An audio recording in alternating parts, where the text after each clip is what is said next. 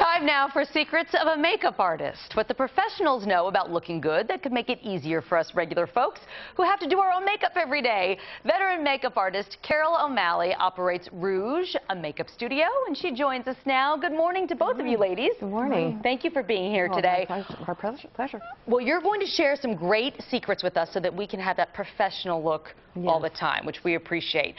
Your first tip, something to do with the lip liner? We can start with that. Certainly. This is called reverse lip lining, and if you wonder how, how the makeup artists make that very sharp line, especially when they're wearing a dark lipstick, it's called reverse lip lining. And first, I'm just gonna do part of this. You'll put on your liner and then your lipstick. Oopsie, I made a little mistake there. That's okay. That's okay. So the reverse lip lining will actually take care of that. So you get that sharp line. So what I'm using is concealer and a makeup brush, and I'm going underneath. You can see how on this side how much sharper that looks. So Carol, you put your lip liner on like normal, and then you take a concealer and a brush and just go across the bottom and give it that sharpness. This is particularly good for lipsticks that are darker, and that's why our model has that on today.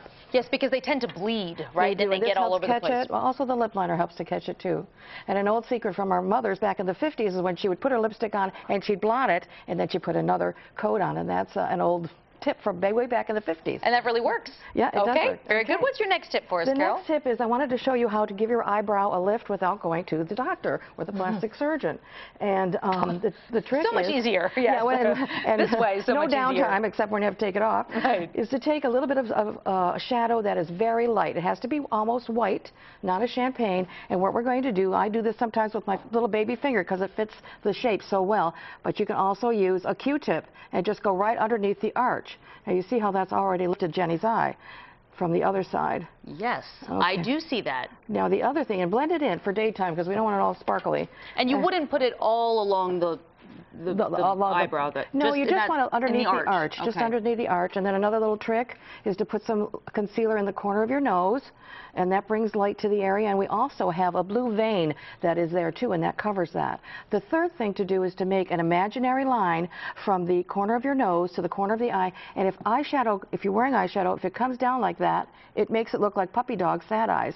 So we want to pick that off with our concealer again. This is what I call cleaning off my brush. I'm not redipping. I'm just, because we don't want it to look like paint by numbers. And you can also go across the top of the brow too. And that just gives you a nice lift. Brush your brows up too, ladies. Brush them up. Everything must be going up at this point in, well, my life. For all of us. It's a fight every day, Carol. It's a fight every day. What kind of concealer are you using? Is it a powder? I like the pot, particularly for this. I mean, I use different concealers for different areas of the eye. Okay. I particularly like a liquid for underneath the eye. Because it helps you, it's more creamy and it doesn't have a lot of wax in it. Okay, we got that. So make everything going up, keep that eyeshadow going up. What's your next tip for us? The next tip for us is I wanted to show you the new Wear to Way blush. And this works for you when you're, if you're wearing a liquid foundation. It does not work on a mineral makeup. But what we have on here now is the model already has on her foundation. And we're going to take a little bit of cream blush.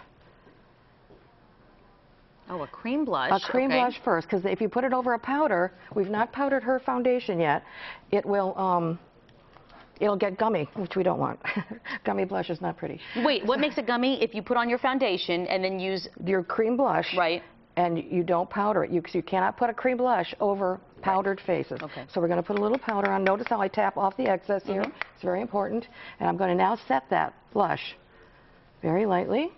And now the last little part is to put on your dry blush. Now I know that sounds like a lot of work to do, but good for special occasions. You're out in the evening. May I ask, Carol, what is the benefit of putting the cream blush on first and then a powder blush? Because I think most people probably just do one or the other. The cream blush is we've set that blush with that powder, and now we're going to go over it with a little bit of your dry blush, and that's just adding more color. And all those 3 points will keep your blush on all day. And that makes it last all day. That's why you like that. Yeah. Okay. It's for special occasions. I don't know if people are going to go through 3 steps for every... I know. That's what I think about. I don't want another step in the morning. Yeah. The fourth little secret is how to make your own tinted moisturizer.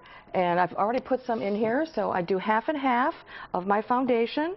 and half of my moisturizer, and you want to make sure that your moisturizer has a sunscreen in it because you're getting 3 things in one. I'm going to put this over here on this side. So whatever foundation you use mixed with your moisturizer. Half and half.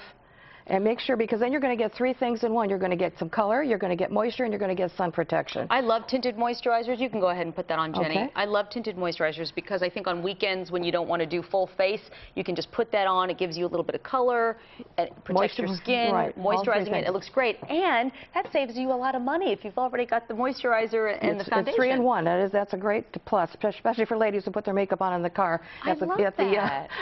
Carpool lane. Carol O'Malley, thank you so much. Thank you. And you look beautiful, Jenny. Rouge is Carol's makeup studio. It's a full-service makeup studio located near Rama Road, Monroe Road. And Idlewild, yeah. Idlewild. Thank you so much for being here today. Our pleasure. Thank you so much. We appreciate it.